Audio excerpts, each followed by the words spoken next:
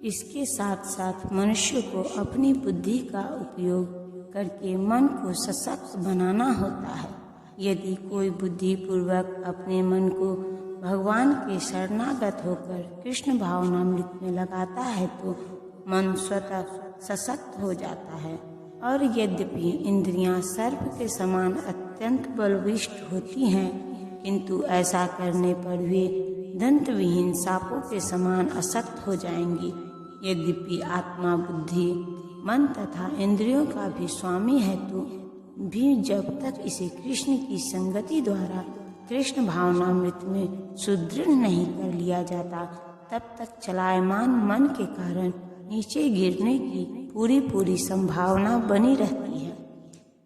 इस प्रकार हे महाभाव अर्जुन, अपने आप को भौतिक इंद्रियों, मन तथा बुद्धि से परे जानकर और मन को सावधान आध्यात्मिक बुद्धि से स्थिर करके आध्यात्मिक शक्ति द्वारा इस काम रूपी दुर्जय शत्रु को जीतो। भगवत गीता का यह 3य अध्याय निष्कर्षतः मनुष्य को निर्देश देता है कि वह निर्विशेष शून्यवाद को चरम लक्ष्य न मानकर अपने आप को भगवान का शाश्वत सेवक समझते हुए कृष्ण भावनामृत में प्रवृत्त हो। भौतिक जीवन में मनुष्य काम तथा प्रकृति पर प्रभुत्व पाने की इच्छा से प्रभावित होता है। प्रभुत्व तथा इंद्रिय तृप्ति की इच्छाएं बुद्धिजीवी की परम शत्रु हैं, किंतु कृष्ण भावनामृत की शक्ति से मनुष्य इंद्रियों, मन तथा बुद्धि पर नियंत्रण रख सकता है।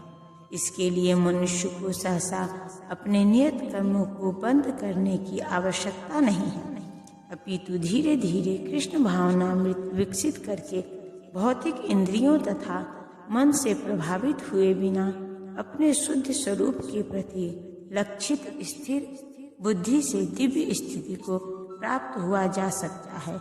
यही इस अध्याय का सारांश है। सांसारिक जीवन की अपरिपक्व अवस्था में दार्शनिक चिंतन तथा योगिक आसनों के अभ्यास से इंद्रियों को वश में करने के कृत्रिम प्रयासों से आध्यात्मिक जीवन प्राप्त करने में सहायता नहीं मिलती। उसे श्रेष्ठ बुद्धि द्वारा कृष्ण भावनामृत में प्रशिक्षित होना चाहिए। इस प्रकार श्रीमद् भागवत गीता का 3य अध्याय कर्म योग का भक्ति वेदांत तात्पर्य पूर्ण हुआ। अब हम अध्याय 4 दिव्य ज्ञान के बारे में सुनेंगे। भगवान श्री कृष्ण ने कहा, मैंने इस अमर योग विद्या का उपदेश सूर्यदेव विवस्वान को दिया है और विवस्वान ने अब मनुष्यों के पिता मनु को उपदेश दिया और मनु ने इसका उपदेश इक्ष्वाकु को दिया। यहाँ पर हमें भगवत गीता का इतिहास प्राप्त होता है। यह अत्यंत प्राचीन बताया गया है, जब इसे सूर्यलोक इत्यादि संपूर्ण लोकों के राजा को प्रदान किया गया था। समस्त लोकों के राजा विशेष रूप से निवासियों की रक्षा के निमित्त होते हैं, अतः राजन्य वर्ग को भगवत गीता की विद्या को समझना चाहिए, जिससे वे नागरिक प्रजा पर शासन कर सके और उन्हें काम रूपी भव बंधन से बचा सके। मानव जीवन का उद्देश्य भगवान के साथ अपने शाश्वत संबंध के आध्यात्मिक ज्ञान का विकास है और सारे राज्यों तथा समस्त लोकों के शासनाध्यक्षों को चाहिए कि शिक्षा, संस्कृति तथा भक्ति द्वारा नागरिकों को यह पाठ पढ़ाए। दूसरे शब्दों में सारे राज्य के शासनाध्यक्ष कृष्ण भावनामृत विद्या का प्रचार करने के लिए होते हैं, जिनसे जनता इस महाविद्या का लाभ उठा सके और मनुष्य जीवन के अवसर का लाभ उठाते हुए सफल मार्ग का अनुसरण कर सके। इस मनवंतर में सूर्यदेव विवस्वान कहलाता है, यानी सूर्य का राजा, जो सौर मंडल के अंतर्गत समस्त ग्रहों लोकों का उद्गम है। ब्रह्म संहिता में कहा गया है कि ब्रह्मा जी ने कहा, मैं उन श्री भगवान गोविंद की पूजा करता हूँ जो आदि पुरुष है और जिनके आदेश से समस्त लोकों का राजा सूर्य प्रभुत शक्ति तथा उष्मा धारण करता है। यह सूर्य भगवान के नेत्र तुल्य है और यह उनकी आज्ञा अनुसार अपनी कक्षा को तय करता है। सूर्य सभी लोगों का राजा है तथा सूर्य देव सूर्य ग्रह पर शासन करता है, जो उष्मा तथा प्रकाश प्रदान करके अन्य समस्त लोगों को अपने नियंत्रण में रखता है। सूर्य कृष्ण के आदेश पर घूमता है और भगवान कृष्ण ने विवस्वान को भगवत गीता की विद्या समझाने के लिए अपना पहला शिष्य चुना। अतः गीता किसी मामूली सांसारिक विद्यार्थी के लिए कोई काल्पनिक भाष्य नहीं, अपितु ज्ञान का मानक ग्रंथ है जो अंततः काल से चला आ रहा है। महाभारत में हमें गीता का इतिहास इस रूप में प्राप्त होता है। त्रेता युग के आदि में विवस्वान ने परमेश्वर संबंधी इस विज्ञान का उपदेश मनु को दिया और मनुष्यों के जनक मनु ने इसे अपने पुत्र इक्ष्वाकु को दिया। इक्ष्वाकु इस पृथ्वी के शासक थे और उस रघुकुल के पूर्वज थे जिसमें भगवान श्री राम ने अवतार लिया। इससे प्रमाणित होता है कि मानव समाज में महाराज इक्ष्वाकु के काल से ही भगवत गीता विद्वान थी। इस समय कलयुग के केवल 5000 वर्ष व्यतीत हुए हैं, जबकि इसकी पूर्णायु 4,32,000 वर्ष है।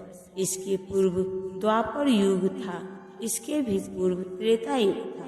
इस प्रकार लगभग 20,05,000 वर्ष पूर्व मनु ने अपने शिष्य तथा पुत्र इक्ष्वाकु से, जो इस पृथ्वी के राजा थे, श्रीमद् भागवत गीता कही।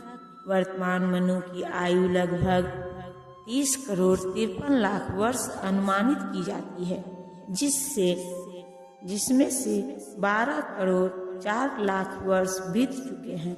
यह मानते हुए कि मनु के जन्म के पूर्व भगवान ने अपने शिष्य सूर्यदेव विवस्वान को गीता सुनाई।